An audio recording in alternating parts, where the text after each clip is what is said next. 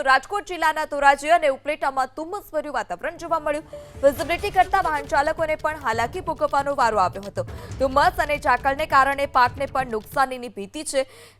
તો આ બેવડી ઋતુનો અહેસાસ અને ફરી એક વખત જે વાતાવરણમાં પલટો છે તે પલટો જોવા મળ્યો હતો અને ધુમ્મસભર્યા વાતાવરણને કારણે જે વાહન ચાલકો હતા તેમને પણ હાલાકી ભોગવવાનો વારો આવ્યો હતો। હાઈવે પર વિઝિબિલિટીમાં ઘટાડો થતાં જ હેડલાઇટ ચાલુ કરી વાહન હંકારવાની ફરજ પડી। તો રાજકોટ જિલ્લાના ધોરાજી અને ઉપલેટામાં જે ધુમ્મસભર્યું વાતાવરણ હતું તે જોવા મળ્યું હતું। તો ગઈકાલે રાજકોટ હોટેસ્ટ સિટી હતું, ત્યારે આજે અમુક વિસ્તારમાં જે વાદળછાયું વાતાવરણ જોવા મળ્યું, જે આખું વાતાવરણ હતું તે વાતાવરણમાં પલટો જોવા મળ્યો હતો અને પાકને પણ આ વાતાવરણને કારણે નુકસાનીની ભીતિ છે।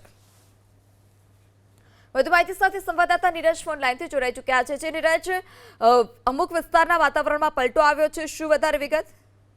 જી, ચોક્કસથી જણાવી દઉં કે જે રીતે રાજકોટ જિલ્લામાં છેલ્લા એક અઠવાડિયામાં છે તે મિશ્ર ઋતુનો છે તે અનુભવ થઈ રહ્યો છે, ત્યારે આજે ફરીવાર રાજકોટ જિલ્લાના ધોરાજી અને ઉપલેટામાં છે તે વહેલી સવારથી જ ગાઢ ધુમ્મસ અને ઝાકળ જોવા મળી હતી અને વિઝિબિલિટીમાં ઘટાડો થતા શહેરની સ્ટ્રીટ લાઇટો પર છે તે ચાલુ રાખવાની ફરજ પડી હતી। ત્યારે વિઝિબિલિટી ઓછી હોવાથી વાહન ચાલકોને છે તે અકસ્માત ન થાય તે માટે ધીમે ધીમે છે તે વાહનો ચલાવવાની ફરજ પડી હતી અને ધોરાજી અને ઉપલેટામાં ધુમ્મસ અને ઝાકળને કારણે ખેડૂતોના જે ઊભા પાક છે, તલ, ધાણા, મગફળી સહિતના પાકને છે તે અસર થવાની શક્યતા તે ખેડૂતો સેવી રહ્યા છે।